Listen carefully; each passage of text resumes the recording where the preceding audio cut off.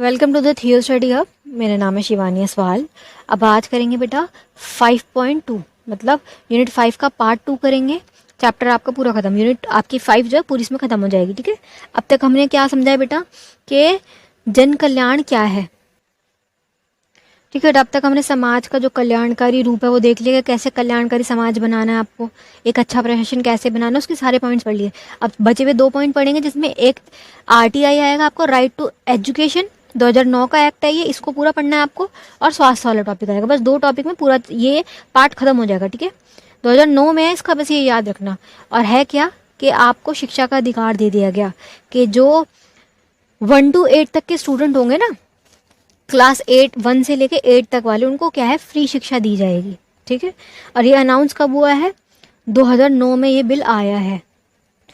और ये कि पैसा कोई नहीं लिया जाएगा, फ्री में बुक्स दी जाएंगी, फूड जो होगा, मिड डे मील जो है खाना वो फ्री होगा, ड्रेस फ्री होगी, शूज़ फ्री होंगे, बैग फ्री होगा, सारी सुविधाएं दी जाती हैं। ठीक है, नगर निगम वालों के जो स्कूल है उसमें सब कुछ दिया जाता है, किसी प्रकार के कोई पैसे नहीं लिए जाते, बल्कि और दिए भी जाते हैं। मैं खुद गवर्नमेंट स्कूल से पढ़ी हूँ, हमारे स्कूल में बहुत पैसे दिए जाते थे।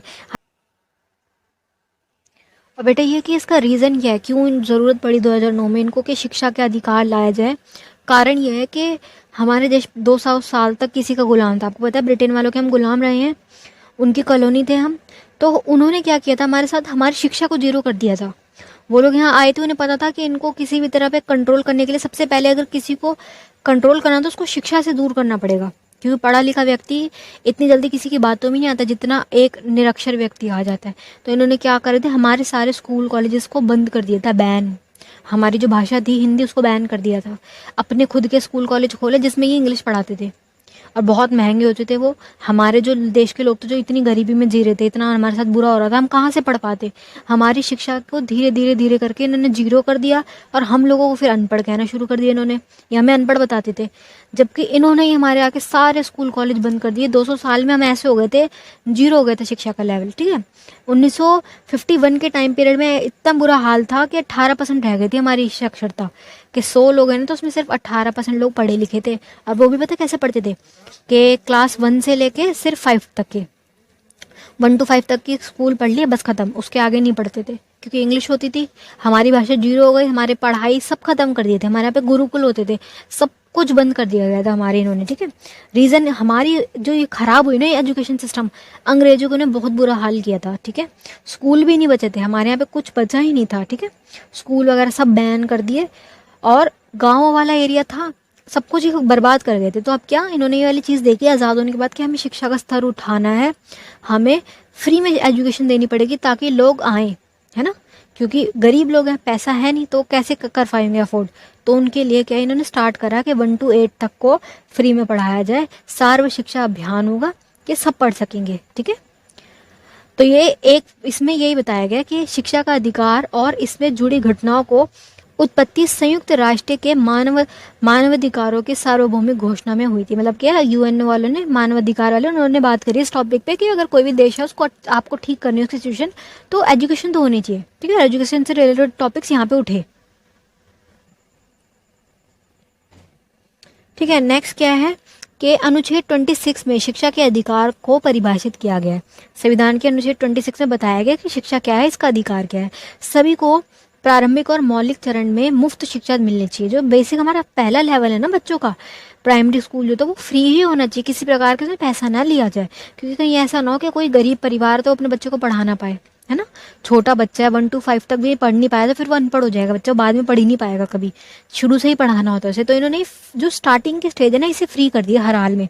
इससे व्यक्तिगत और संग्रम विकास को, मानवीय गरिमा और संस्कृति को प्रेरणा दी। मतलब ये क्या कि बेसिक मानव की जो एक नीड है ना, वो इसको माना गया कि शिक्षा आपको स्टार्टिंग जो लेवल है प्राइमरी लेवल पे देनी ही पड़ेगी। भारतीय शिक्षा प्रणाली में निष्ठावान डॉक्टर सर्वपल्ली राधाकृष्णन ने शिक्षा के संस्कृति के आर्थिक और सामाजिक परिवर्तनों के माध्यम से रूप से परिभाषित किया। इन्होंने क्या है, इन्होंने इसको बताया किया, शिक्षा को आत्मा को अनुभूति है। शिक्षा क्या है, आत्मा की अनुभूति है। मतलब शिक्षा बहुत इंपॉर्टेंट चीज़ है। खुद इमेजिन करो अगर पढ़े लिखे ही ना होते तो क्या हालत होती, क्या हमारा लेवल होता अगर हमने पढ़ाई नहीं की होती, तो क्या कैसा जीवन जी रहे होते फिर हम, किसी फैक्ट्री वगैरह में काम कर रहे होते तुम भी और मैं भी, ना मैं पढ़ा रही होती ना तुम पढ़ पा रहे होते, किसी फैक्ट्री में धागे वगे काट रहे होते, प्रेस कर रहे होते, जीवन बर्बाद हो जाता हमारा सबका। तो ये कि एजुकेशन बहुत बहुत ज़रूरी है। एक इंसान का जो ब्रेन, इंसान का जो मस्तिष्क है ना, उसके विकास के लिए एजुकेशन बहुत ज़रूरी है। ये जो आज सोच है, जो भी आज हम हैं, पढ़ाई के दम पे तो हैं, ठीक है। आप लोग अभी छोटे भी आप कर रहे हो, पर आगे आप जाके आप करोगे, आप, मुझे इतना आप पे भरोसा है कि आप आगे जाके कुछ ना कुछ अच्छा करोगे एजुकेशन के एरिया में, ठीक है। सभी बच्चे जॉब लेंगे अच्छी से अच्छी, सरकारी नौकरी के क्रैक करेंगे आप पेपर। तो क्या है, अचेतना अचेतना एवं अनुभाविता को दूर करती है, मतलब क्या, गलत चीज़ें जो है उसको ये दूर करती है और व्यक्ति के जीवन को प्रकाश करती है, अंधेरे से निकाल के प्रकाश करती है। शिक्षा के इन्होंने ऐसे वो करा है इसको एक्सप्लेन कि शिक्षा क्या है। मेरे हिसाब से भी शिक्षा दुनिया की सबसे अच्छी चीज़ है, ठीक है। ये मेरी एक्सप्लेनेशन हो गई, ये राधा कृष्ण वालों की है कि इन्होंने ये बात बोली है कि ये व्यक्ति को जीवन में प्रकाश करता है, ठीक है। भारतीय संविधान के मुख्य शिल्पकार B.R. अम्बेडकर, शिल्पकार कहा गया है इनको, कि जिन्होंने पूरा गढ़ा है, बनाया है, इन्होंने क्या बोला है अम्बेडकर ने, ये खुद क्या कहलाते हैं, सिंबल ऑफ नॉलेज। इन्होंने बहुत पढ़ाई की है, बहुत ज़्यादा। B.R. अम्बेडकर ने, इनके डिग्रीज इतनी है जितनी मैंने कभी सुनी नहीं किसी की हो, इतनी डिग्रीज है इनके पास, इन्होंने इतनी पढ़ाई की हुई है, ठीक है। अम्बेडकर के अनुसार शिक्षा एक ऐसा विधि है के रूप में महत्व देखा जाएगा। इन्होंने क्या बोला, एक ऐसी विधि है ये जिसके माध्यम से एक व्यक्ति अज्ञान के अंधेरे से छूटकर है छुटकारा पाने के लिए प्रकाश और विवेक के द्वार खोलता है। विवेक क्या होती है, आपकी सोचने की क्षमता, विवेक, विवेकशील तर्क, ठीक है। प्रकाश और विवेक की तरफ जाता है शिक्षा से, ठीक है, अज्ञानता के अंधेरे से। क्योंकि जो लोग पढ़े लिखे होते हैं उन्हें कुछ नहीं समझ आता, कोई भी उन्हें कुछ भी बोलता है ना वो मान लेते हैं, अंधविश्वासी होते हैं, बहुत ज़्यादा हाई लेवल के अंधविश्वासी। किसी ने कुछ बोला मान लिया, समझ उन्हें कुछ आता नहीं है। तो ये कि बड़े ही अजीब किस्म के लोग होते हैं वो लोग, पढ़ाई करने के बाद बहुत दिमाग की तारे खुलती हैं, काफ़ी फ़र्क पड़ता है। तो इन्होंने यही बताया कि ये क्यों ज़रूरी है, पूरा इन्होंने ये बता दिया। नेक्स्ट क्या, फिर 2009 में शिक्षा का अधिकार दिया गया, जिसमें क्या है, फ्री एजुकेशन है 1 to 8 तक के स्कूल की। कश्मीर को छोड़ के बाकी पूरे इंडिया में ये लागू हो गया था, ठीक है। मुफ्त दी जाएगी शिक्षा। नेक्स्ट आपका क्या है, नेशनल हेल्थ मिशन। अब स्वास्थ्य की बात करेंगे। स्वास्थ्य में क्या है बेटा, कि हमारे देश में हमारी इतनी बड़ी जो आबादी है ना, उसके लिए स्वास्थ्य बहुत ज़रूरी है, क्योंकि हमारे यहाँ पे स्वास्थ्य की सुविधाएं इतनी अच्छी नहीं थी। तो ये बहुत ज़रूरी था कि जो हमारे यहाँ पर लोगों की मृत्यु हो रही है उसे रोका जा सके। गवर्नमेंट हॉस्पिटल्स हैं, पर उनकी हालत कैसे सभी को पता है, गवर्नमेंट हॉस्पिटल की क्या बुरी हालत होती है, कितनी वहाँ भीड़ है, डॉक्टर्स की कमी है, सुविधाओं की कमी है ना। सिर्फ और सिर्फ हॉस्पिटल खोल देने से और डॉक्टर और पेशेंट को बिठाने से नहीं होगा काम। सामान भी चाहिए, दवाइयाँ चाहिए, मशीनें चाहिए, स्ट्रेचर्स चाहिए, कहाँ पेशेंट बैठेगा वो जगह चाहिए, सब भी तो चाहिए। तो इन सब चीज़ों को देखकर, ठीक है, एक मिशन रखा गया। और ये मिशन कब का है, ये है आयुष्मान भारत योजना 2018। इस मिशन को पढ़ना है हमें। इसमें क्या क्या बातें रखी गई हैं, पहले एक बार इसको बेसिक को पढ़ लेते हैं। इसमें क्या है, तो ये बोल रहा है कि भारत एक बहुत बड़ा देश है, उष्णकटिबंधीय देश है। यहाँ पे क्या है, कई प्रकार की बीमारियाँ फैलती हैं। मुख्यतः क्या है, स्वच्छता से रिलेटेड है, कि स्वच्छता ना हो पाने के कारण फैलती है बीमारियाँ यहाँ पे, ठीक है। क्योंकि बहुत गरीब आबादी रह रही है, गरीब आबादी का क्या है, जागरूकता नहीं है, भीड़ भाड़ बहुत है, खराब रहने की स्थिति है, तो संक्रमण क्या है, फैलते हैं। डायरिया, टाइफाइड जैसे संक्रमण फैलते हैं। बच्चों में पौष्टिक भोजन ना होने के कारण कुपोषण फैलता है, बच्चों की खराब स्थिति, मातृ स्वास्थ्य खराब है, गरीबी है। लेडी जो प्रेग्नेंट है वो कैसे अपनी प्रेगनेंसी को सही से कर पाएगी, कैसे डिलीवरी सही से हो पाएगी जब वो खुद ही कमज़ोर है।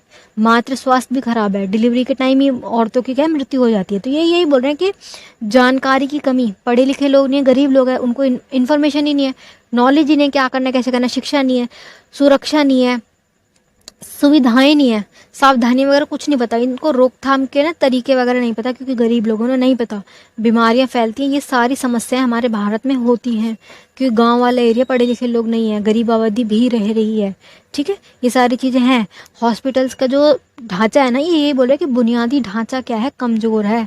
बुनियादी ढांचा ठीक से ना हो पाने के कारण महामारी होती है, लाखों की संख्या में लोग मारे जाते हैं, ठीक है।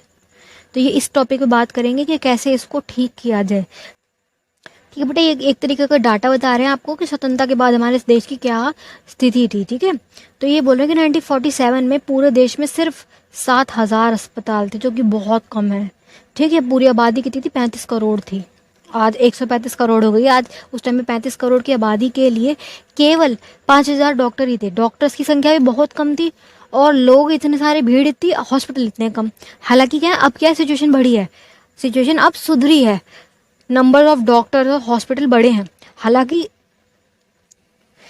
2019 से 20 तक के अनुसार, ठीक है, डाटा 2019-20 का है, सुधार हुआ है 1456 लोगों पर। ठीक है, 1456 लोगों के ऊपर एक डॉक्टर उपलब्ध है। अब क्या सिचुएशन उन्होंने ठीक कर दी। ठीक है, 1950 में मृत्यु दर बहुत ज़्यादा था। ठीक है, जो कि जीवन जन्म की इतने मृत्यु थी, मतलब बहुत ज़्यादा मृत्यु दर था उस वक्त। क्या था, बच्चा पैदा हुआ मर गया, क्यों? कुपोषित है, सुविधाएं नहीं मिली, ढंग से डिलीवरी नहीं हुई, इतनी अच्छी सुविधाएं नहीं थी, मातृ स्वास्थ्य अच्छा नहीं था। इन सब कारण क्या है, बहुत दिक्कतें आई। ठीक है, स्वतंत्रता के प्रारंभिक वर्षों के दौरान राष्ट्रीय आय के प्रतिशत के अनुसार स्वास्थ्य संबंधी व्यवस्थाएं 0.4 था, मतलब बहुत कम था ये। इसके अलावा भारत में 1986 में पहला कोई स्वास्थ्य बीमा नहीं था। इस टाइम पे क्या है, जो आपका हेल्थ इंश्योरेंस होता ना, ये भी नहीं था, कोई स्वास्थ्य बीमा नहीं था। अब तो है ना, जीवन के साथ भी, जीवन के बाद भी, ये सब सुना है आपने, LIC वाले की लाइफ की क्या, आपकी पूरा का पूरा आपसे जो पैसे लेते हैं हर महीने, बट ये कि जब बुरा वक्त आएगा तब वो आपको पूरा क्लेम देंगे, आपका इलाज पूरा वो करवाएंगे प्राइवेट हॉस्पिटल्स में। ये उनके साथ आपका क्या है, डील होती है कि हम आपको हर महीने 5,000 देंगे, कुछ भी अगर होता है तो पूरा खर्चा आपको उठाना, चाहे कितने का ही क्यों ना हो, चाहे करोड़ों का क्यों ना हो। ठीक है, पूरा खर्चा उन्हें उठाना होता है। अब बस बॉन्ड ये होता है कि आपको पैसे भरते रहना है हर उसमें। ठीक है, लाइफ इंश्योरेंस कहते हैं उसको, हेल्थ इंश्योरेंस। तो ये मेडिक्लेम अब क्या है, शुरू हो गया 96 के बाद मेडिक्लेम शुरू है, जिससे क्या है, स्वास्थ्य जो ये है व्यवस्थाएं बढ़ी हैं। लोगों को ऐसे आपातकालीन स्थिति नहीं है कि कुछ ऐसी घातक बीमारी होगी, उनके पास पैसा ही नहीं, वो ना लड़ पाए उस बीमारी से। लोग क्या है, अपना पहले से सेफ साइड रख के चलते हैं, इंश्योरेंस करवा के रखते हैं हेल्थ का, कि भगवान ना करे कभी कुछ हो तो हमारे पास पूरा एक वो हो कि सारा खर्चा वो उठा लेंगे। ठीक है, स्वास्थ्य सुविधाएं बढ़ी हैं, इलाज की प्रक्रिया में, कीमत में इतना वो हुआ है, मतलब अब पहले से बहुत बढ़ोतरी की गई है, इन्होंने बढ़ाया इसको कि स्वास्थ्य स्तर को कैसे बढ़ाएं, और सरकारी हॉस्पिटल्स बढ़ाए गए, दिल्ली में मोहल्ला क्लिनिक्स बनाए गए, बढ़ाए गए, उससे भी बहुत फ़ायदा हुआ है, क्योंकि हॉस्पिटल्स की भीड़ कम हो गई मोहल्ला क्लिनिक के खुलने से। और ये बहुत ही अच्छी चीज़ बनाई इन्होंने, काफ़ी लोगों का फ़ायदा हुआ। तो ये और भी जगह होनी चाहिए। ठीक है, गरीबी, बेरोजगारी और बीमारियाँ क्या है, एक राष्ट्र के लिए अभिशाप है। ये सब चीज़ों को दूर करना बहुत ज़रूरी है, तभी आपका एक कल्याणकारी समाज बनेगा। ठीक है, शिक्षा भी होनी चाहिए और स्वास्थ्य भी होना चाहिए। मिशन के 4 आयाम है, मतलब ये जो मिशन है ना आपका, जो हम पढ़ रहे हैं, इसके 4 आयाम है। क्या है, राष्ट्रीय ग्रामीण स्वास्थ्य मिशन के ग्रामीण स्तर पे स्वास्थ्य हो, शहरी स्तर पे हो, देखभाल कार्यक्रमों के सारा सही से काम हो रहा है कि नहीं हो रहा, स्वास्थ्य और चिकित्सा क्षेत्र में के लिए मानव संसाधन भी उपलब्ध हो। आयुष्मान भारत, इन्होंने बहुत अच्छा एक मिशन बनाया। 2018 में प्रारंभिक और माध्यमिक, तृतीय, तीनों स्तरों की स्वास्थ्य सेवाओं को सुधार के लिए शुरुआत किया गया। पहला स्तर, दूसरा स्तर और तीसरा स्तर, हर स्तर की सेवाओं को इन्होंने, स्वास्थ्य सेवाओं को बेटर करने के लिए काम किया, जो कि इनके द्वारा क्या है, चलाया गया, शुरू किया गया। आयुष्मान भारत के स्वस्थ भारत हो, कोई भी बीमार ना हो, सभी स्वस्थ हो। ठीक है, और इसमें क्या क्या बातें कही गई हैं, इसमें इसकी मेन बातें क्या हैं, 40% गरीब आबादी को इसके स्कीम से कवर मिलेगा, कि आपको इलाज होगा फ्री में, फ्री के हॉस्पिटल, गवर्नमेंट हॉस्पिटल में फ्री में होगा। ज़्यादातर छोटे बड़े सभी अस्पतालों में इलाज संभव होगा। कोई आपको इलाज करने से मना नहीं करेगा कि ये वाली मशीन नहीं है, हम नहीं कर सकते इलाज, MRI की मशीन नहीं है, CT स्कैन की मशीनें, ये सब चीज़ें होंगी। बीमारी के खर्च के अतिरिक्त बोझ से बचना पड़ेगा परिवार को, मतलब एक बीमारी के जो खर्चा हो रहा है उससे का जो बोझ है ना बहुत ज़्यादा, उसको कम कर दिया जाएगा। परिवार इस बोझ से नहीं जूझेगा कि इतना महंगा है, इलाज को सस्ता किया जाएगा।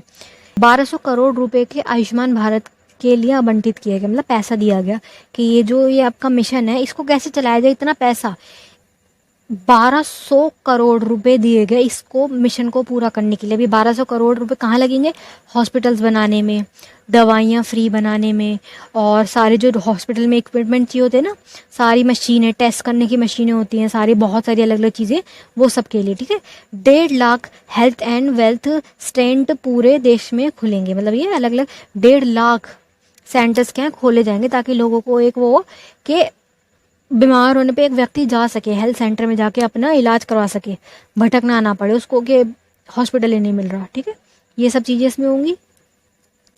इन दो इसके दो घटक है। इसका पहला घटक क्या, प्रधानमंत्री जन आरोग्य योजना। इसके अंदर क्या हो रहा है, प्रधानमंत्री जन आरोग्य के कोई बीमार ना हो, जिसके पहला राष्ट्रीय स्वास्थ्य सुरक्षा योजना के नाम से भी जाना जाता था। पहला नाम इसका क्या था, राष्ट्रीय स्वास्थ्य योजना, जिसका नाम बदल के जन आरोग्य योजना कर दिया गया। दूसरा घटक है स्वास्थ्य एवं कल्याण केंद्र, HWC।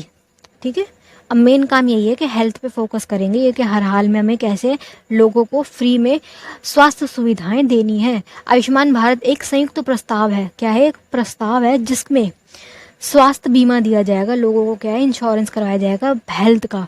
प्राथमिक, माध्यमिक और तृतीय चिकित्सक देखभाल शामिल है। प्रधानमंत्री जन आरोग्य योजना, ये वाली योजना का उद्देश्य माध्यमिक, मिडिल लेवल और तृतीय लेवल की स्वास्थ्य योजनाओं के लिए वित्तीय सुरक्षा है, पैसों का, कि लोगों के पैसों से सहायता की जाए। स्वास्थ्य एवं कल्याण केंद्र का उद्देश्य प्राथमिक स्तर की, फर्स्ट लेवल की जो है उसकी प्राथमिक स्तर की सुलभता करवाना है कि लोगों के पास पैसा हो। आयुष्मान भारत योजना में समाज में अपेक्षाकृत वर्गों के लिए पहचान और उपचार की सुविधा है।